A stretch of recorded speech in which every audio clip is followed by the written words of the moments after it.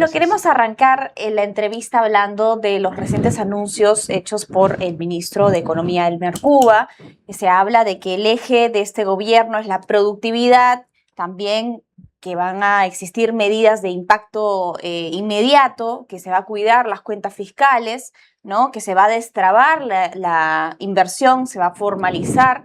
La presidenta Keiko Fujimori ha hablado de un shock desregulatorio, ¿no? Y también se tiene como meta crecer un 4% como piso. Esos son algunos de los anuncios, además de la remuneración mínima vital y su aumento. ¿Qué le parece estas primeras medidas que se están planteando? A ver, la principal medida, esta que acabas de señalar sobre la remuneración mínima, me parece un error económico y podría ser un error político, pero esta segunda, vamos a ver. La primera del error económico. Uno tiene que pagar más cuanto más produzca un trabajador o una persona. Así funciona la economía. Tú le pagas más a alguien que produce más.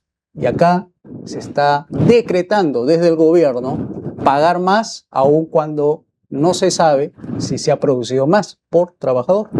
Sí, el problema se puede hacer de dos miradas. Una mirada del punto de vista laboral y una mirada del punto de vista empresarial. Del punto de vista laboral, los trabajadores van a estar contentos, aun cuando no hayan compensado ese aumento. Va a haber una votación bastante interesante desde el punto de vista del capital político que está buscando el gobierno. Por eso lanza la primera medida para justamente aumentar su aprobación política. El problema está por el otro lado. El problema está en, tú le estás obligando a las empresas a pagar un sueldo mínimo más allá de lo que pueda haber o no producido esa empresa. Y ahí está el problema. Porque cuando tú tienes por un lado muchos trabajadores deseosos de ganar esos 1.300 soles y tienes pocas empresas que van a contratar bajo ese esquema de los 1.300 soles, se abre una brecha. Muchos quieren trabajar, pocas empresas quieren contratar y eso se llama desempleo.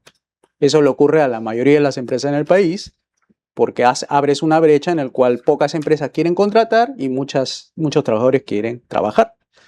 Entonces, el primer impacto que va a golpear va a ser a la juventud que sale de los colegios, porque en el mercado libre le preguntas a un empresario, ¿cuánto usted está dispuesto por pagar por trabajador que no tiene experiencia laboral y que sale apenas de colegio?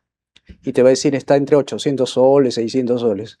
La diferencia entre esos 600 y los 1.300 es lo que hace que ellos no sean contratados en estos momentos, sino buscan trabajadores de más de 1.300 para arriba, para que compense esos 1.300 que le están obligando a pagar.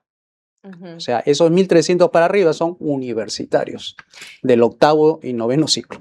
Y en línea con lo que usted dice, justo uno de los anuncios de la presidenta era que lo que se desea es reducir a la mitad el desempleo juvenil y ampliar beca 18. Estamos hablando de una reducción a la mitad del desempleo juvenil en un contexto en donde no cuadra este anuncio de la remuneración mínima vital, el aumento. Sí, precisamente, fíjense, su medida está apuntando al mercado universitario, pero son 200.000 jóvenes que salen de los colegios anualmente. Y estás hablando de un contexto también político que todavía no es propicio para las inversiones. ¿Cómo absorbes estos 200.000 más el desempleo ahorita que existe en la juventud universitaria? Entonces, las medidas tienen que ser más audaces. No puede ser solamente pequeños ajustes regulatorios, sino que tienes que abrir un abanico de posibilidades. Me refiero básicamente a hacer reformas estructurales. Significa mover todas las estructuras que están deteniendo las inversiones privadas para propiciar que vengan de todas partes del mundo y no solamente de lo que ya conocemos. Ese marco institucional es lo que todavía le hace falta a los anuncios del ministro Cuba. Hablar, por ejemplo, de desregular, pero no desregular algunas, sino desregular la economía en su totalidad. Eso es una buena señal para atraer inversiones, porque ya sabemos cuáles son los cuellos de botellas en las inversiones, ¿no? Son trámite, burocracia, etc. Y tenemos que hablar de todos los sectores de la economía, no solamente hablar de algunos sectores.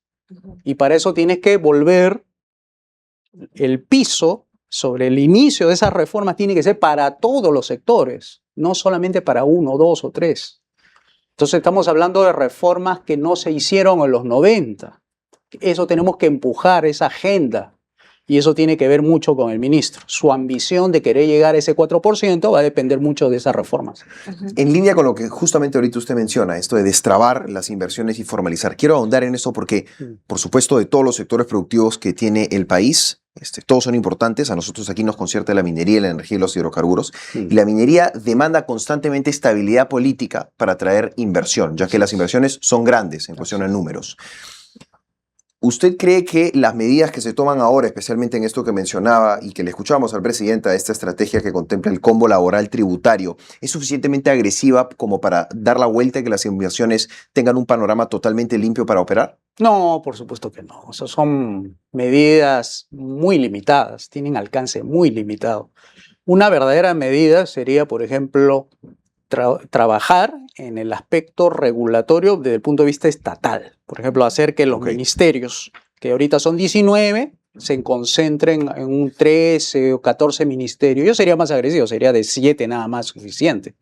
Con eso eliminas un montón de ventanillas. Luego, irte más por la parte, si quieres llamarlo, las regulaciones voluntarias, pero generarlas por incentivos. Quiere decir, premias a quien hace las regulaciones voluntarias, no porque te obligue el Estado a hacer, por ejemplo, estandarizaciones de contaminación, etcétera, hacer lo que la misma empresa lo quiere hacer y cuando lo hace deducción de impuestos, por ejemplo. Entonces ya no necesitas que un Ministerio del Ambiente se cargue encima a la empresa para ver si está o no cumpliendo esas estandarizaciones, esos requisitos que le piden antes de operar, ¿no? Entonces ahí se convierte en un cuello de botella. Uno de los anuncios también importantes de la presidenta Keiko Fujimori ha sido sin duda la apertura y la creación de la Autoridad Nacional Digital, ¿no? Ella ha señalado que los trámites ya no van a ser una pérdida de tiempo, pero sin duda la creación de esta entidad puede contribuir a acelerar, digamos, los procesos. Ahora, el detalle es que más allá de incorporar tecnologías, tiene que existir esta mayor interoperabilidad, ¿no? En las plataformas. Si hablamos del sistema de salud, por ejemplo, el sistema que tiene MINSA, el sistema que tiene salud es completamente diferente, completamente distinto. Entonces, ¿cómo va a ser para que las plataformas, las instituciones conversen entre sí? Se habla también de esta posibilidad de crear la ventanilla única digital, que ya lo tenemos hace mucho tiempo, pero ¿cuál sería en todo caso el panorama en donde se aplique algo como lo que se ha planteado? De repente eso podría aliviar un poco el proceso trabado que tenemos actualmente en las inversiones. Mira, tú has dicho ahí una palabra clave, bajar un poco esas trabas, ¿no? Pero eso no es lo que está buscando la gente no quiere trabas. Entonces, ¿qué hay que hacer? No es un problema tecnológico, es un problema político. Se tiene que decidir la presidente por hacer que el Estado sea un facilitador de la inversión, que aperture el mercado libre, pero eso significa una voluntad política agresiva, más allá de lo que su papá hizo en los 90. Y eso significa hacer reforma del Estado, cosa que esa palabrita yo no la escucho dentro de su mensaje. Entonces tienes que abrir esa cancha, ese mercado libre, ¿cómo? Reduciendo el tamaño del Estado. Mientras más Estado, menos sector privado. Si tú quieres más sector privado, tienes que achicar el Estado. Una cosa excluye a la otra, así es. No se puede convivir de dos maneras. Entonces, tienes que lograr que esa estandarización de las pruebas digitales, de los trámites, tienes que hacer que esos trámites sean 1 o 2, pues. Pero si yo digitalizo los 20 papeles que me piden, claro, va a ser lo mismo. Simplemente paso de acá, lo digitalizo y de nuevo todos los trámites empiezan sobre lo mismo. Vamos a tener burocracia digital. Exactamente. Bueno, todo depende que vayan a hacer los que han contratado en el Ministerio de Economía y Finanzas. Por ejemplo, han puesto al jefe de la SUNAT, una persona experta en cobrar impuestos. Yo diría más bien, ¿por qué no contrataron a alguien que pueda recaudar más ampliando la base tributaria y no ajustar sobre lo que ya existe? Entonces uno tiene que dar mensajes políticos. El tema es político, Karen, Emilio, es político, no es económico. Y ahí el que tiene que dar ahí la señal política es la presidenta. Es decir, acá queremos un mercado libre, queremos que vengan las inversiones privadas, queremos que exista amplia propiedad privada para todas las personas. Entonces esas son señales fuertes para que venga la inversión. Pero ¿qué es lo primero que dice? El Estado, que hay que digitalizar el Estado, todo que el Estado, pero no habla de achicar el Estado, no habla de reducción de impuestos, no habla de mejorar las instituciones, hacer reforma del Poder Judicial, la reforma de la Fiscalía, etcétera, que son reglas básicas para que venga la inversión. Acá están apostando por darle mayor eficiencia a un sistema, porque esto es sistema, cuando yo digo político es sistema.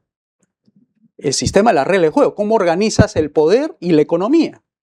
Eso es lo que está mal diseñado. Eso es lo que no hacen trabajo político los que están gobernando en el país. Señalar de que acá hay una falta de organización. Están mal diseñadas las reglas de juego, por eso se espantan y por eso tenemos 70% de informalidad laboral, tenemos 55% de informalidad económica, tenemos minería ilegal, tenemos una serie de incumplimientos tributarios. Entonces, eso es desorganización. Y se nota, ¿no? A nivel internacional, ya recientemente la Organización Internacional del Trabajo ha señalado que nuestro país es el tercer país más informal de toda América Latina. Y sin duda hablamos ya de problemas estructurales, ¿no? Se necesitan reformas estructurales. Permíteme, es el tercer país más informal, pero es el tercer país más obediente de las reglas de la OIT. O sea, estamos hablando de que también, por hacer alumno obediente, miren hasta dónde nos ha conducido sus reglas de juego de la OIT. Entonces, ¿cuál debería ser en todo caso el equilibrio? No, tiene que tomar distancia prudente el país con respecto a las organizaciones internacionales. No podemos hacerle caso a todo lo que nos dicen afuera. Nos dice la UNESCO, y fíjense, la UNESCO, le hacemos caso a la UNESCO y cómo estamos en educación. Mal. Le hacemos caso a la OIT y miren cómo estamos a nivel laboral. Mal. Y si le seguimos haciendo caso a las demás organizaciones, el tema de la salud, mal y con muertos. No, señor, uno tiene que ser prudente en el sentido de tomar distancia, hacer caso a lo que conviene y ser soberanos en nuestras políticas públicas. Tenemos que tomar nuestras decisiones propias, no tenemos que estar viendo qué nos dicen desde afuera. O sea, los burócratas de Ginebra, Washington, París, diciéndonos qué tenemos que hacer aquí. Y acá los congresistas hacen caso a todo lo que le dicen. Claro, lo hacen a cambio de buenos viajecitos, ¿no? de tener buenos networking afuera, etc. Pero en el Perú no necesita los consejos de ellos. Necesita que los mercados sean libres, que la inversión privada fluya, que el aparato estatal sea chiquito pero eficiente en tres cosas nada más: justicia, seguridad y obras públicas. Con esas tres nada más vas a ver cómo fluye la capacidad productiva tanto de los pequeños, medianos y también de las grandes empresas. Así es. Lo que funciona afuera no necesariamente va a funcionar acá. Claro. O sea, lo que va usted. Quiero ahora ahondar un poquito más, ser un poquito más específicos con su permiso en minería, ya que estamos teniendo un fenómeno que puede ser un poco contradictorio. Quiero aprovecharlo a usted para hacerle la siguiente pregunta. Que Yabeco está produciendo menos, es lo que ha dicho el boletín del MINEM, el Ministerio de Energía y Minas, y el boletín de la empresa privada también. Pero sus ingresos últimamente se están disparando, específicamente si hablamos de cobre. ¿Por qué pasa esto?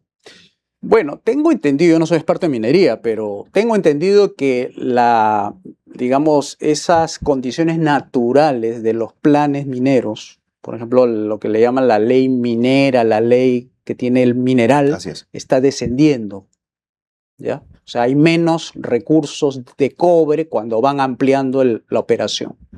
Pero por el otro lado tú tienes los precios Que están altos. que están subiendo. O sea, puedes tener menor producción, mayor precio y te da posiblemente más ingresos. Pero a los inversionistas no les interesa tanto los ingresos, les interesa es si lo que invirtió $1 le devuelven $1.20 centavos.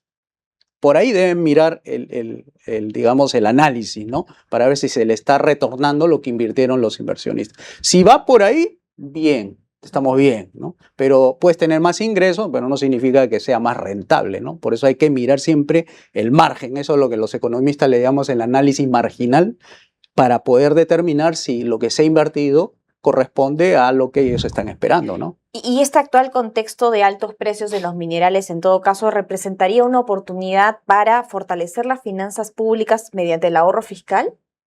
Mira, Yo soy más conservador en ese sentido. Yo no puedo estar pensando que cada vez que sube el precio del cobre, el oro, la plata, hay más recursos para darle al Estado. No, es al revés.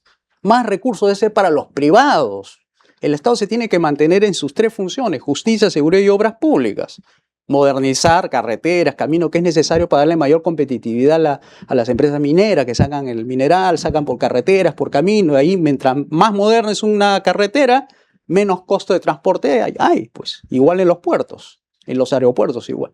Entonces, no es que mayor precio de los minerales equivale a cobrarle más impuestos a la minería. Es al revés, hay que cobrarle menos para que invierta más. Porque los márgenes de ganancia le permiten reinvertir para hacer que se amplíe esa operación de negocio y no se tenga que estar yendo el capital a otros países para buscar oportunidades de invertir cuando acá se lo podemos dar, pero siempre que hagamos esas reformas liberales de segunda generación que se quedaron en los 90. Tenemos que modernizar nuestra economía dándole esas condiciones necesarias para que venga la inversión. Así es, sobre todo es algo que piden todas las minas, ¿no? Todas las minas y todos los grandes personajes, digamos, que son un poco, que tienen mucha presencia en redes sociales, que tienen mucha presencia en medios, es lo que vienen pidiendo hace un tiempo. Sí. No espantemos a las inversiones mineras. Porque hoy día, algo que quisiera compartir con usted para escuchar su punto de vista, es una reflexión que escuché de Roque Benavides, presidente de Compañía de Minas Buenaventura. Las minas y las inversiones ya no solo eligen potencial geológico, eligen también países. Entonces creo que la inestabilidad política es algo que toman en cuenta cuando vienen, ¿cierto? Claro, porque la inestabilidad política genera incertidumbre. Pero los empresarios no se asustan por el riesgo, sino se asustan por qué va a pasar. Claro. Y ese qué va a pasar en el Perú no se sabe. Pues por eso cada 5 años puedes estar tú en la derecha como puedes estar en la izquierda. Pero cuando digo derecha, izquierda, ni siquiera son los márgenes como se maneja en los Estados Unidos. Cuando tú dices derecha, izquierda, no es pues yéndote a la derecha, al extremo, y el otro yéndote a la izquierda, al extremo. Aquí lo que sucede en el Perú es eso. Por un lado dices, sí, queremos mercado, queremos la economía social de mercado. Y cuando se vaya a la izquierda, no, quieren estatizar todo. Entonces esa incertidumbre es lo que paraliza las inversiones. Entonces hay que generar que esos extremos sean más pegados al centro, para que las reglas no se muevan tanto, pues, porque si se mueven de un lado a otro, entre estatizar y volver todo privado hay gran diferencia, ¿no? Claro, y en todo caso las reglas no podrían ser tan cambiantes en un escenario donde hablamos de proyectos de mucho presupuesto y a largo plazo. Nadie va a querer firmar un contrato sabiendo que de acá a 5 o 10 años le van a cambiar las reglas de juego. Le van a quitar la propiedad, que es peor. O sea, ese es el juego que está aquí. Es las ganancias te las quitan o te las dan. En cambio, no es que si te cobra más o te cobra menos. No, te puede quitar todo o puede darte todo. Y eso es lo que hace falta. En la política no existe todavía un partido de derecha que te dé eso que piden los mineros, los dueños de las grandes minas. No existe ahorita un partido que te dé toda esa oferta. Lo que tenemos es muy pobre, por eso estamos pendientes de lo que la señora Fujimori dice, hace todo, porque es lo que existe y es lo más cercano, pero es del espectro de la izquierda, aunque no parezca. La señora Fujimori está en el espectro de la izquierda. Fíjense bien su plan de gobierno. ¿Qué es lo que está haciendo? Sueldo mínimo. Fíjense, eso no se hace en un gobierno de derecha, es al revés. Es dejar que el mercado sea más libre. Una medida populista, ¿no? Para traer, digamos, ese respaldo que no ha tenido en las elecciones también en varios sectores del país. Claro, un partido de derecha, ¿qué haría? Diría, vamos a bajar los impuestos, vamos a desregular la economía, vamos a abrir todos los mercados, vamos a hacer que fluyan las inversiones, vamos a que todas las personas sean más libres para escoger. Entonces, con esos mensajes, pues puedes atraer inversiones de largo plazo y no solamente de corto plazo. Le agradecemos su tiempo y, por supuesto, lo queremos comprometer a que regrese con nosotros de manera presencial a seguir conversando de los principales temas en agenda para el Perú. Muchas gracias por venir. Ok, muchas gracias a ustedes. Muchas gracias por acompañarnos.